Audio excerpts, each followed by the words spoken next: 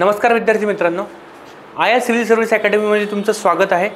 मी अमोल घाटोळे आणि आज जे आहे आपण फंडामेंटल राईट्स वगैरे जे आहेत याच्यावरचे जे PYQ आहेत ते आपण पाहणार आहे।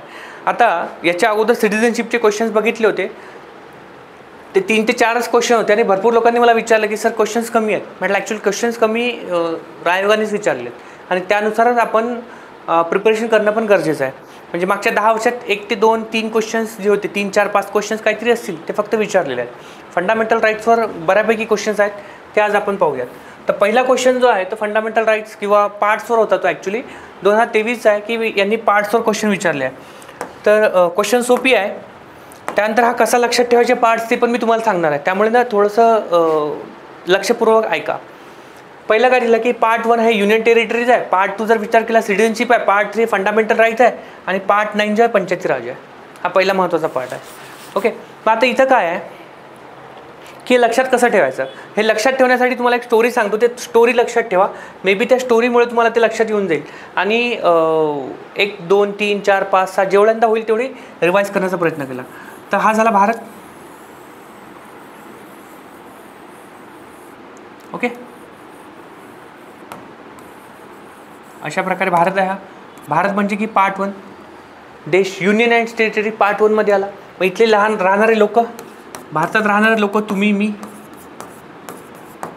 सिटिझन्स आहेत, पार्ट 2 मध्ये सिटिझन्स आले। मग हे जे लोक आहेत, हे जे सिटिझन्स आहेत, हे जे नागरिक आहेत, यांना काहीतरी मूलभूत हक्क देणं पण गरजेचं आहे, नाही तर अराजकता माजेल, कोणी कोणाला मारेल। म्हणून फंडामेंटल राईट्स आले, मूलभूत हक्क आले त्यांच्या डेव्हलपमेंटसाठी। मग ते एज्युकेशन असू द्या किंवा रिलिजियस राईट्स असू द्या, राईट टू इक्वॅलिटी पण आलेली आहे त्याच्यात। ओके, समानतेचा हक्क आहे, मग ते हक्क त्यांना दिले गेले। ओके, मग तेवढ्यावर होणार आहे का, तर तेवढ्यावर असं वाटलं की त्यांचं कल्याण होणार नाही, म्हणून direct principle of the state policy आणल्या गेली। आता हे कशासाठी आणली, तर याच्यानुसार काय केलं की कॉन्स्टिट्यूशननी काय केलं, संविधानाने काय केलं, ती गव्हर्नमेंट जे आहे, सेंट्रल गव्हर्नमेंट असू द्या स्टेट गव्हर्नमेंट, त्यांच्यावर सक्ती केली की यांच्या कल्याणासाठी तुम्ही DPSP मधले काही आर्टिकल्स जे आहेत किंवा कलम जे आहेत याच्यावर तुम्ही काहीतरी कायदे बनवा। ओके, मग त्याच्यात भरपूर असे हे आहेत, जसं की युनिफॉर्म सिव्हिल कोड आहे। त्यानंतर आणखी जर विचार केला तर शेड्यूल कास्ट आणि शेड्यूल ट्राईबच्या कल्याणासाठीचे आहे।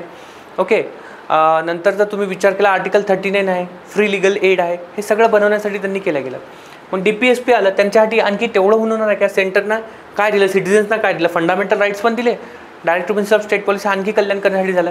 तर फक्त फंडामेंटल राईट्स देऊन भागलं का, मग आता लोकांचं पण काहीतरी कर्तव्य आहे ना देशाप्रती, म्हणून फंडामेंटल ड्युटीज 4A मध्ये ॲड केल्या गेल्या। आता हे सगळं देण्यासाठी, या सिटिझन्सना मूलभूत हक्क देण्यासाठी, कल्याण करण्यासाठी कोणतरी पाहिजे ना वर। मग आता ते कोण शासन करणार, मग हे शासन बनवण्यासाठी 3 असे शासन बनवले गेले। मग ते कुठले आहेत, पार्ट 5 पासून येते, तर हे असं लक्षात ठेवा। सर्वात वर आहे सेंट्रल गव्हर्नमेंट पार्ट 5, त्याच्या खाली आहे state government part 6, part 7 repeal केलं आहे। पार्ट 8 मध्ये जर विचार केला तुम्ही तर त्याच्या खाली युनियन टेरिटरी येते। ओके, युनियन टेरिटरीच्या खाली जर गेले तुम्ही तर आणखी ते पंचायती राज 9A मध्ये जर विचार केला तुम्ही तर शेड्यूल एरिया आहे। त्याच्या खाली जर गेले आपण 9A मध्ये म्युन्सिपाल्टीज आहे आणि 10 मध्ये शेड्यूल एरिया आहे। मग हे असं बायफर्गेट केलं, सेंट्रल गव्हर्नमेंट, त्याच्या खाली स्टेट, त्याच्या खाली युनियन टेरिटरीज, त्याच्या खाली पंचायत राज, म्युन्सिपाल्टी 9A मध्ये आहे आणि त्याच्या खाली शेड्यूल एरिया। मग अशा प्रकारे जे आहे ह्या सगळ्या लोकांचं कल्याण करण्यासाठी शासन पद्धती बनवली गेली, म्हणजे तळागाळातल्या व्यक्तीपर्यंत जे आहे ते कल्याण पोहोचलं पाहिजे। हा संविधान ज्यांनी बनवलं त्यांनी हा विचार केला होता। मग आता एवढं करून जमणार आहे का, तर नाही। तर सेंट्रल गव्हर्नमेंट आणि स्टेट हे दोघं मोठे भाऊ आहेत, यांच्या दोघात भांडणं नाही व्हायला पाहिजेत, म्हणून दोघांचं रिलेशन पार्ट 11। मग आता याच्यात भांडण कशामुळे होतात, तर सहसा जे भांडण होतात ना ते फायनान्स प्रॉपर्टीमुळे होतात। ओके, म्हणून काय केलं की पार्ट 12 मध्ये फायनान्स आणि प्रॉपर्टी ठेवली। मग याच्यात त्यांना काय सांगितलं की तुमच्याकडे जो फायनान्स आहे, तुमच्याकडे जे प्रॉपर्टी आहे त्याचा काहीतरी ट्रेड चालू करा। मग त्यांनी ट्रेड चालू केलं, नंतर हळूहळू वाढणं चालू झालं, मॅन्युफॅक्चरिंग वाढली, नंतर काय करायचं सर्व्हिसेस चालू केलं, त्यांनी डिफरंट टाईप्स ऑफ सर्व्हिसेस देणं चालू केलं त्या 2 मोठ्या भावांनी। ओके, नंतर काय आलं, याच्यानंतरचा जर विचार केला आपण तर याच्यानंतरची आणखी एक महत्त्वाची गोष्ट आहे की हे कोण करणार। मग हे कोण करणार याच्यासाठी काय केलं गेलं की एक आपण असा विचार करू शकतो की इलेक्शन ठरवलं गेलं आहे, म्हणून पार्ट 15 मध्ये इलेक्शन्स आहे। ओके, मग हे असं लक्षात ठेवा। वर्ष धोक्याचं आपण म्हणतो, मग स्वीट 16 आपण म्हणतो. तर शेड्यूल कास्ट आणि यांच्यासाठी जे आहे तर विचार केला special provision for certain classes, special provision for certain classes, मग ते काय 16वं वर्ष. 17व्या वर्षी जेव्हा तुम्ही 10वी पास होता तेव्हा 17 वर्षाची असतात. सायन्स बॅकग्राऊंड जर घेतलं तर तुम्हाला एखादी लँग्वेज चूज करावं लागते. मग कोणी हिंदी करते, कोणी मराठी करते, कोणी इंग्लिश करते. काही जे CBSE पॅटर्नवरचे असतील, ICSEचे असतील तर ते जर्मन लँग्वेज किंवा फ्रेंच लँग्वेज हे पण चूज करतात. मग ते काय झालं तर 17 म्हणजे ऑफिशियल लँग्वेजबद्दल आपण बोलू शकतो. 11वी तर झाली, 18वं वर्ष आलं. 18व्या वर्षी म्हणजे इमर्जन्सी 12वी पासच करावं लागते, नाही तर तुझं करिअर खराब होईल. 18 त्याच्यात आलं, 18 पास झालं. पास झाल्यानंतर मार्क्स चांगले मिळाले म्हणून काय घरी नमकीन वाटतात, म्हणजे 19 मिसळपाव मिससेलिनियस, 19 नमकीन मिससेलिनियस. पार्ट 20 जर विचार केला आपण तर ते अमेंडमेंट्सबद्दलचं आहे. मग हे शेवटचे असे लक्षात ठेवू शकता तुम्ही. त्यानंतर पार्ट 21 टेम्पररी ट्रान्झिशन्स वगैरे जे आहेत त्याच्याबद्दल आहे आणि स्पेशल प्रोव्हिजन्सबद्दल आहे. आणि पार्ट 22 जो आहे तो स्पेशल किंवा आपण म्हणतो की शॉर्ट टायटल्स वगैरे त्याच्यासाठी आहे. ती स्टोरी अशी लक्षात ठेवली तर मे बी तुमच्या हे लक्षात राहू शकते पार्ट्सबद्दलचं. ओके, जेव्हा शेड्यूल आणि बाकीच्या गोष्टी घेऊ तर ते शेड्यूल कशा लक्षात ठेवायचे ते पण मी तुम्हाला तिथं नक्कीच सांगेल. म्हणजे इथं पहिलं जे आहे त्या फाउंडेशनबद्दलचं आहे. पार्ट 5 टू पार्ट 10 पर्यंत जर विचार केला तर गव्हर्नमेंट स्ट्रक्चरबद्दलचं बोलणं आहे. त्यानंतरचं जे आहे त्या ॲडमिनिस्ट्रेटिव्ह डिटेल्सबद्दलचं पण त्याच्यातच बोलणं आहे. पार्ट 11 टू 17 पर्यंत जर विचार केला फायनान्शियल इलेक्ट्रोल सिस्टीमच्या याच्याबद्दलचं त्यांचं थोडंफार बोलणं आहे. 15 पर्यंत जर विचार केला आपण तर. ओके, आणि नंतर जे आहे 20 आणि हे थोडंसं स्पेशल प्रोव्हिजन्सबद्दलचं हे आहे. तर अशा प्रकारे तुम्ही हे लक्षात ठेवू शकता. नंतरचा जो क्वेश्चन आहे तो आहे कन्सिडर फॉलोइंग स्टेटमेंट, खालील विधानांचा विचार करा.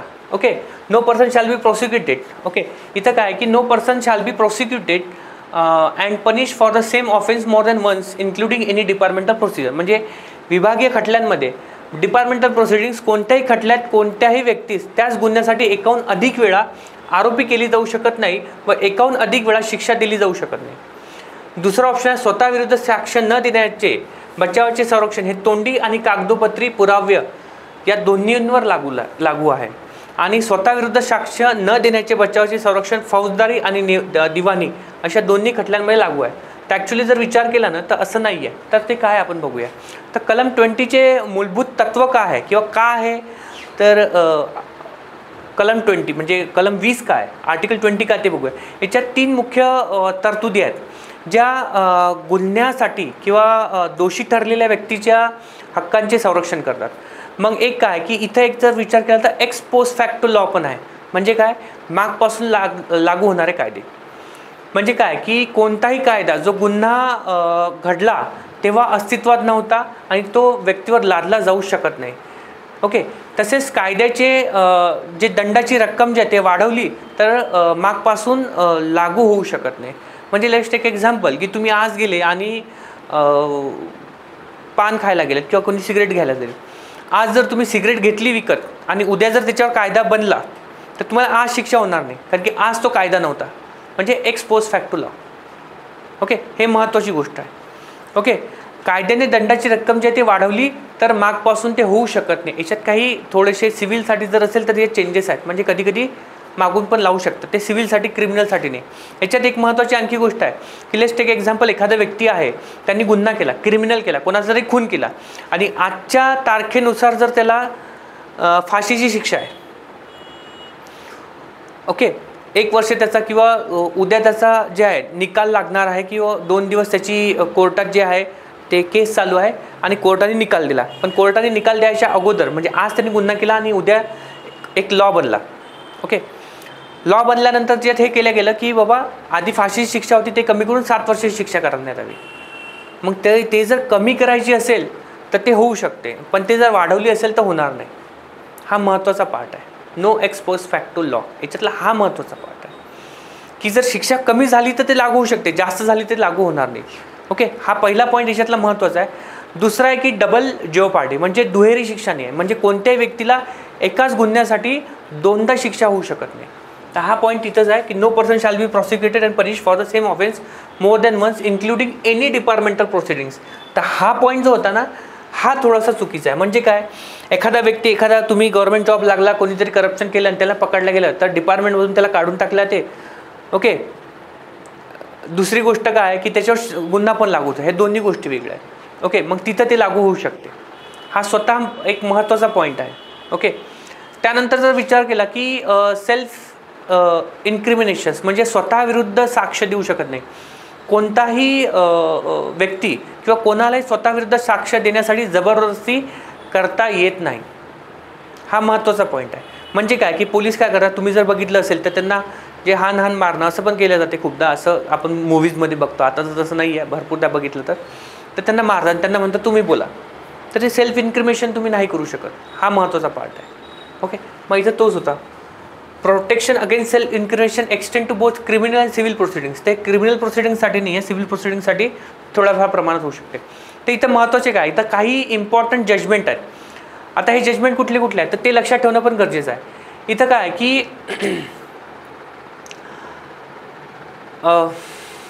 1964 जे आहे रतनलाल वर्सेस पंजाब राज्य या खटल्यात सर्वोच्च न्यायालयाने स्पष्ट केलं होतं की जर नवीन कायदा मागील कायद्यापेक्षा कमी दंडाची तरतूद जर करत असेल, जे मी मगाशी सांगितलं, तर तो मागपासून लागू होऊ शकतो.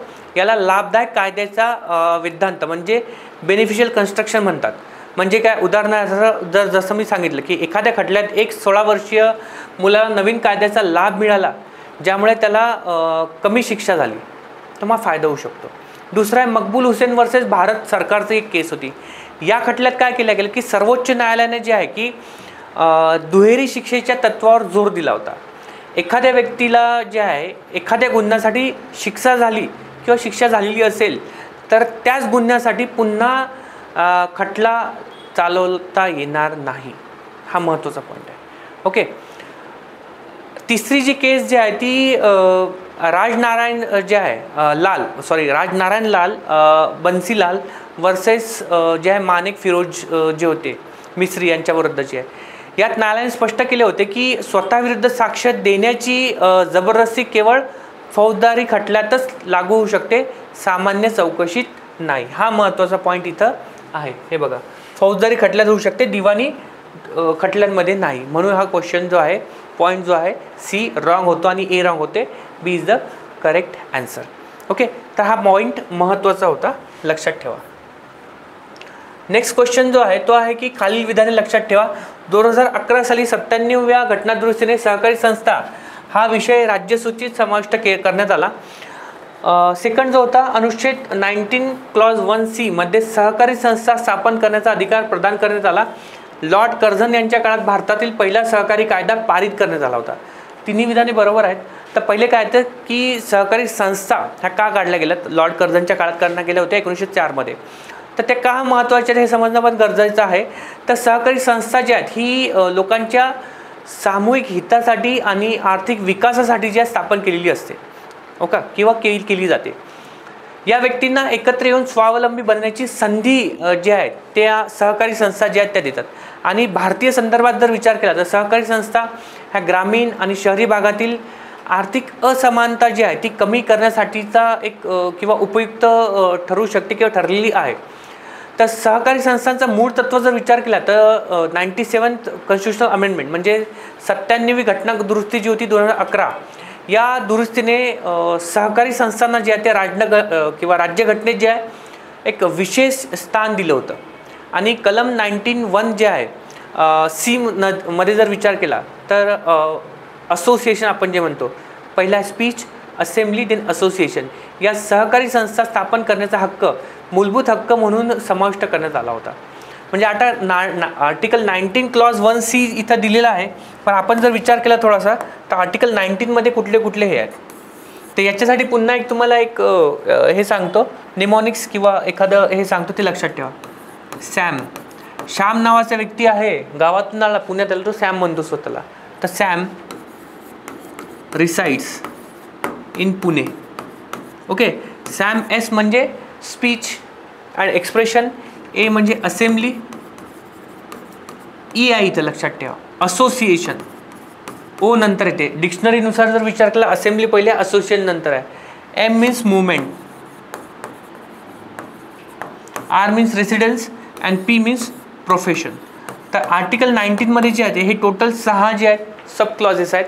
तर त्यातलं आर्टिकल 19 क्लॉज C जे आहे ते इथं विचारलं गेलं होतं की यात सहकारी संस्था स्थापन करण्याचा हक्क जे आहे मूलभूत हक्क म्हणून समाविष्ट करण्यात आलेला आहे 97व्या जे आहे 97व्या घटना दुरुस्तीनुसार. त्यानंतर जर विचार केला याचा तर कलम जे आहे 43B जे होतं ते पण महत्त्वाचं आहे. सहकारी संस्था ज्या आहेत त्यांना स्वायत्त आणि लोकशाही व्यवस्थापनाला प्रोत्साहन देण्यासाठी राज्यांना मार्गदर्शन हे करते. ओके. तसंच 7व्या परिशिष्टात जर विचार केला तर याचा समावेश आहे सहकारी संस्था आता राज्यसूची ऐवजी केंद्र आणि राज्यांच्या समावर्ती सूचीत म्हणजे कॉन्करंट लिस्टमध्ये टाकण्यात आले आहे. ज्यामुळे काय आलं की केंद्र आणि सरकारलाही याच्यात कायदे करता येतात. आता केंद्र सरकार पण याच्यावर कायदे बनवू शकतो आणि स्टेट गव्हर्नमेंट जे आहे राज्य सरकार पण याच्यावर कायदे बनवू शकतो. तसंच कलम जे सांगितलं मी या अंतर्गत प्रत्येक नागरिकाला सहकारी संस्था जी आहे स्थापन करण्याचा हक्क आहे जो स्वातंत्र्याच्या मूलभूत हक्काचा भाग आहे. ओके. यामुळे व्यक्तींना सामूहिकपणे व्यवसाय किंवा सेवा चालवण्याची जी आहे ते मुभासुद्धा इथं मिळते. आणि लॉर्ड कर्झन जर विचार केला या काळातील हा पहिला कायदा होता जो 1904 इथं जो दिलेला आहे 1904 जो आहे कोऑपरेटिव्ह क्रेडिट सोसायटीज ॲक्ट हा जो आहे हा भारतातील पहिला सहकारी संस्थांशी संबंधित जो आहे पहिला कायदा जो आहे तो हा पारित करण्यात आलेला होता. ओके. याचा उद्देश काय मेन होता तर शेतकऱ्यांना जे आहे ते सहकाराच्या जाचातून मुक्त करणे आणि परवडणाऱ्या व्याज जे आहे त्याच्यात किंवा व्याज दरात जे आहे ते कर्ज उपलब्ध करणे हा महत्त्वाचा मुख्य उद्देश जो हा होता. ओके. तर ह्या महत्त्वाच्या गोष्टी ज्या आहेत त्या आपण जर विचार केला तर ह्या क्वेश्चन्सवर तुम्ही एवढं बघू शकता. ओके. तर हे लक्षात ठेवणं गरजेचं आहे किंवा क्वेश्चन्स आलेले आहेत. नंतर जो आहे तो शोषण विरुद्धचा हक्क. ओके. शोषण विरुद्धचा हक्क या संदर्भात खालीलपैकी कोणते विधान बरोबर आहे.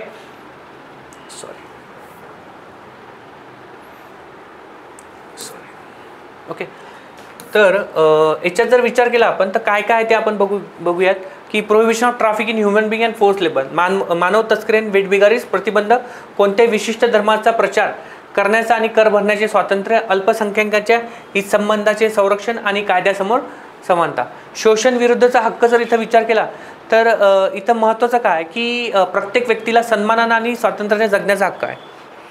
मात्र शोषण म्हणजे काय की उदाहरणार्थ गुलामगिरी झाली जबरदस्तीचे काम झाले बालमजुरी झाली व्यक्तीच्या मूलभूत हक्कांचे उल्लंघन इथं करते. आणि समाजात जर विचार केला तर समता आणि न्याय सुनिश्चित करण्यासाठी जे आहे ते शोषण जे आहे ते थांबवणे आवश्यक आहे. ओके. शोषणाविरुद्धच्या हक्काचे मूळ तत्व जर विचार केला इथं आपण तर भारतीय राज्यघटनेच्या कलम 23 आणि कलम 24 जे आहे हे शोषणाविरुद्धच्या हक्काचे हे संरक्षण करतात. म्हणजे काय फर्स्ट जे ऑप्शन आहे मानव तस्करी आणि वेठबिगारीस प्रतिबंध हे आहे prohibition of traffic in human being and force labour हे करेक्ट आन्सर आहे. 23 आणि 24 आर्टिकल 23 म्हणजे कलम 23 काय म्हणते तर मानवी व्यापार आणि जबरदस्तीच्या श्रमाविरुद्धचं संरक्षण देते. ओके. मानवी व्यापार म्हणजे काय ह्युमन ट्रॅफिकिंग गुलामगिरी झाली जबरदस्तीने काम करून घेणे. ओके. यावर बंदी आणल्या गेलेली आहे. ओके. तसेच वेठबिगार म्हणजे जबरदस्तीने विनामूल्य काम करून घेणे एखाद्या व्यक्तीकडून आणि इतर प्रकारच्या जबरदस्तीच्या श्रमांचा समावेश याच्यात होऊ शकतो. ओके. म्हणजे याच्यात अपवाद काय तर सरकार सार्वजनिक हितासाठी म्हणजे की उदाहरणार्थ जर विचार केला तर आपत्कालीन सेवा जर असतील काही कामाची सक्ती करू शकते परंतु त्यासाठी योग्य मोबदला त्यांना द्यावा लागतो. कलम 24चा जर विचार केला तर तो बालमजुरीवर बंदीसाठी आहे. 14 वर्षाखालील मुलांना जे आहे कारखाने किंवा खाणी जर विचार केला किंवा इतर धोकादायक जे कामं जे असतात त्याच्यात काम करण्यास सक्ती आहे किंवा मनाई आहे. यामुळे काय होते की मुलांचे शारीरिक आणि मानसिक शोषण जे आहे ते टाळले जाऊ शकते. ओके.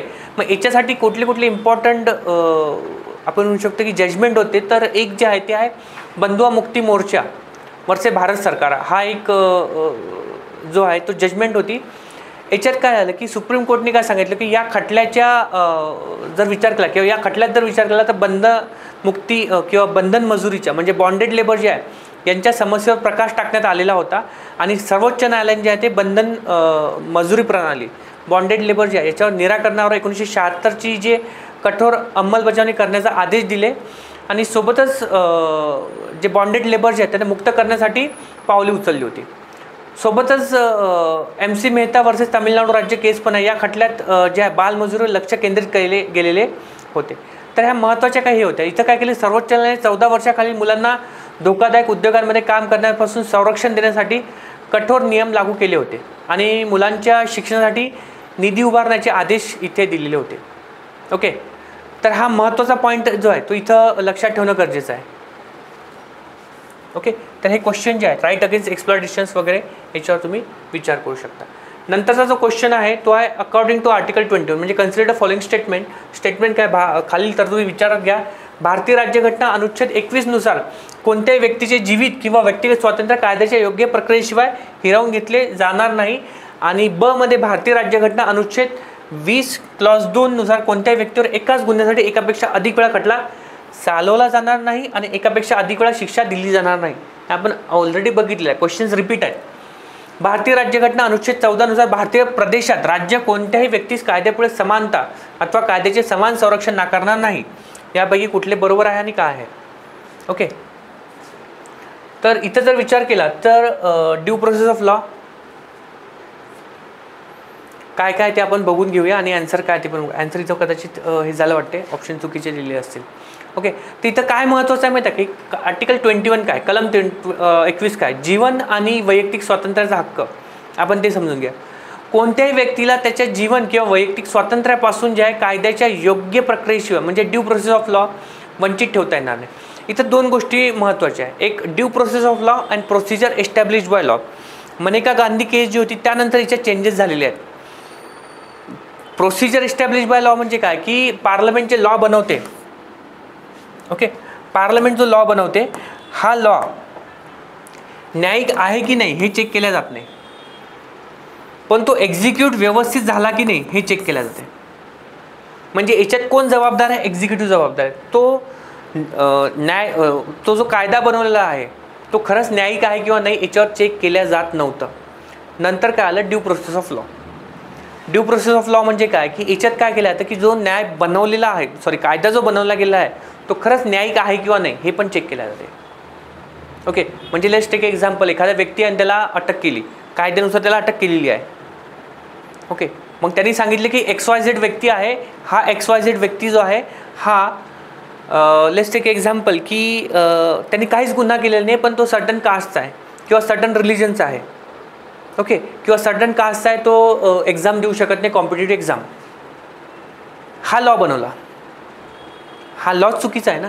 मग इथं काय चेक केला जाईल की ड्यू प्रोसेस ऑफ लॉ म्हणजे काय की लॉ जो आहे तो चुकीचा आहे, तो कॅन्सल केला जाईल. आणि प्रोसिजर एस्टॅब्लिश बाय लॉ म्हणजे काय की एखाद्या व्यक्तीने गुन्हा नाही केला तरी पण त्याला सांगितलं की हा व्यक्ती आहे याला अटक करा, या कास्टचा या रिलिजनचा याला अटक करा. मग जेव्हा अटक केल्या जाते आणि ते जर नाही केली किंवा त्याच्यावर जर काही केलं तर एक्झिक्युटिव्ह जे आहेत पोलीस वगैरे ते त्यांच्यावर गुन्हा दाखल केला जाईल. लॉ किंवा कायदा जो आहे तो खरंच न्यायिक आहे किंवा नाही हा चेक केला जात नाही. हा सर्वात महत्त्वाचा करतो. यात जीवनाचा अर्थ केवळ शारीरिक अस्तित्व नव्हता तर सन्मानाने जगण्याचा जो आहे हक्क समाविष्ट आहे. म्हणजे काय की शिक्षण, आरोग्य, स्वच्छ पर्यावरण ह्या सगळ्या गोष्टी आर्टिकल 21 मध्ये येते. ओके, नंतर आर्टिकल 20 क्लॉज 2 जे आहे दुहेरी शिक्षेवर बंदी म्हणजे कोणत्याही व्यक्तीला एकाच गुन्ह्यासाठी दोनदा जो आहे खटला चालून शिक्षा देता येणार नाही, म्हणजे डबल जिओपार्डी नाही. हे तत्व व्यक्तीला कायद्याच्या दुरुपयोगापासून जे आहे ते संरक्षण देते. ओके, तर हा महत्त्वाचा पॉईंट आहे. आणि कलम 14 जर विचार केला तर कायद्यासमोरील समानता, equality before law and equal protection of law असे दोन आहेत. त्याच्यात काय राज्य कोणत्याही कायद्यासमोर समानता आणि कायद्याच्या समान संरक्षणासाठी म्हणजे काय equality before law and equal protection लॉवर वंचित ठेवणार नाही. आता याचा अर्थ काय होते की यात भेदभाव न करता सर्वांना समान कायदेशीर संरक्षण मिळते. म्हणजे काय तर इक्वॅलिटी बिफोर लॉ म्हणजे काय, कायद्यासमोर सगळे समान आहेत. तुम्ही असा, मी असो, प्राईम मिनिस्टर मोदी असो, अंबानी असो, कोणी असो, हे समोर नाही. पण मग लेट्स टेक एक्झाम्पल, प्रत्येकाला समान दिलं आणि एखादा पोलीस आहे, कम्युनल रायट्स चालू आहेत. ओके, आणि त्यांनी जर काही गुन्हा म्हणजे त्यांनी ते थांबवण्यासाठी जर एखाद्या व्यक्तीवर जर त्यांनी त्याला मारलं, होऊ शकते ना, करावं लागते, नाही आटोक्यात आलं तर मग काय त्यांना काही प्रोटेक्शन देता येणार की नाही. मग इथे ते इक्वल प्रोटेक्शन ऑफ लॉ समान लेवलवर असेल तर समान हे दिले जाते. म्हणजे काय की एखाद्या व्यक्ती, दोन गव्हर्नर आहेत, राज्याचे भरपूर गव्हर्नर आहेत, तर एका राज्याचा आणि दुसऱ्या राज्याचा ते एका लेवलवर आहेत का ते चेक केलं जाते आणि त्यानुसार त्यांना काय दिलं जाते, ट्रीटमेंट दिली जाते. आणि इक्वॅलिटी बिफोर लॉ म्हणजे सगळे समान आहेत, असे दोन वेगवेगळे आहेत आर्टिकल 14मध्ये. ओके, तर ते जेव्हा आपण फंडामेंटल राईट्स आपण जेव्हा बघूयात तेव्हा त्यावेळेस आणखी डिटेलमध्ये बघू, क्लासमध्ये हे झालेलं आहे. ओके, तर हा महत्त्वाचा हे होता. ओके, हे असं लक्षात ठेवणं गरजेचं आहे. ऑप्शन चुकीचं असेल तर कदाचित. हे 20 क्लॉज 2 नाही, आर्टिकल 22 आहे.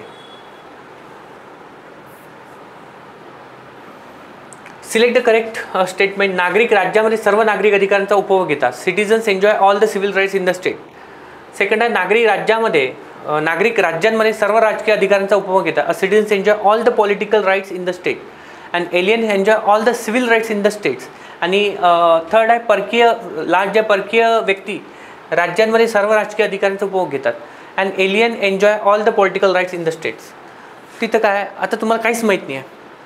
एलियन म्हणजे की आपण इथं म्हणू शकतो की पाकिस्तानी आहे. याचा अर्थ काय होते ते पण समजूया नंतर. ओके, तर इथं काय म्हटलेलं आहे की एलियन्स जे आहेत म्हणजे काय, परकीय व्यक्ती राज्यांमध्ये सर्व राजकीय अधिकारांचा उपभोग घेतात. मग परकीय व्यक्ती कोण आहे, तर लेट्स टेक एक्झाम्पल पाकिस्तानी आहे. त्यांना सगळे उपभोग घेता येतील का, इथं नाही घेता येतात ना. का नाही घेता येणार, कशी नाही घेता येणार ते आपण थोडंसं बघू. म्हणजे नागरिक आणि परदेशी व्यक्ती जे आहेत यांचे हक्क काय आहेत, तर जर सिटिझन्स आहेत तर त्यांना कुठले कुठले हक्क आहेत, तर इथं 15, 16, 19, 29, 30 मी असं लक्षात ठेवायचं. 15, 16, 19, 29, 30 हे भारताचे नागरिक जे आहेत यांना आणि बाकीचे सर्वांना आहेत, हे पहिले लक्षात ठेवा. नागरिक म्हणजे काय, तर आता सिटिझन्स म्हणजे काय, भारतीय राज्यघटनेनुसार नागरिकांना जर विचार केला मूलभूत हक्क, ओके, आणि राजकीय हक्क हे दोन्ही मिळतात. ओके, राजकीय हक्क म्हणजे काय की मतदानाचा हक्क जो आहे तो फक्त भारतीय नागरिक जे आहेत त्यांनाच दिला. ते परदेशी व्यक्ती म्हणजे एलियन्स जे आहेत, परदेशी व्यक्तींना काही मूलभूत हक्क मिळतात, म्हणजे जीवनाचा हक्क, राईट टू लाईफ, समानतेचा हक्क, इक्वॅलिटी बिफोर लॉ, परंतु राजकीय हक्क मिळत नाही, म्हणजे मतदान किंवा निवडणूक लढवणे यांचा हक्क त्यांना मिळत नाही. ओके, नागरी हक्क म्हणजे काय की सिव्हिल राईट्स जे होतात यात जीवन, स्वातंत्र्य, समानता किंवा जर आपण इथं विचार केला की मानवतेचा हक्क याचा समावेश इथं होतो. राजकीय हक्क म्हणजे काय, पॉलिटिकल राईट्स, यात जर आपण विचार केला तर यात मतदान, निवडणूक लढवणे किंवा सार्वजनिक पद जे आहे धारण करण्याचा हक्क याचा समावेश आहे. मग ते कोणासाठी असू शकते, ते इंडियन सिटिझनसाठी होऊ शकते. मग याच्यात जर विचार केला तर दिलेले पर्याय जे आपण इथं बघितलेत, हे जे पर्याय आहेत याच्यातला जर पर्याय बघितला, नागरिकांना राज्यात सर्व नागरी हक्क मिळतात ना. भारतीय नागरिकांना जर विचार केला तर कलम 14 इक्वॅलिटी, समानता, कलम 15 भेदभाव विरुद्ध संरक्षण, त्यानंतर कलम 19 स्वातंत्र्य, कलम 21 राईट टू लाईफ, हे सगळे मिळतात. यांसारखे नागरी हक्क मिळतात. हे जर विचार केला तर आपण पहिलं ऑप्शन जे आहे ते बरोबर आहे. सेकंड ऑप्शन नागरिकाला जर राजकीय हक्क मिळतात का, तो हो. तर याच्यासाठी जर विचार केला ना तुम्ही, सेकंड ऑप्शन जे आहे की citizens enjoy all the political rights, म्हणजे नागरिक राज्यांमध्ये सर्व राजकीय अधिकारांचा उपभोग भेटतात ना त्यांना. याच्यासाठी नागरिकांना जे आहे कलम 325 म्हणजे मतदानाचा हक्क आणि कलम 326 जे आहे ते निवडणूक लढवण्याचा हक्क आहे, यासारखे राजकीय हक्क मिळतात. हे देखील बरोबर आहे, बरोबर.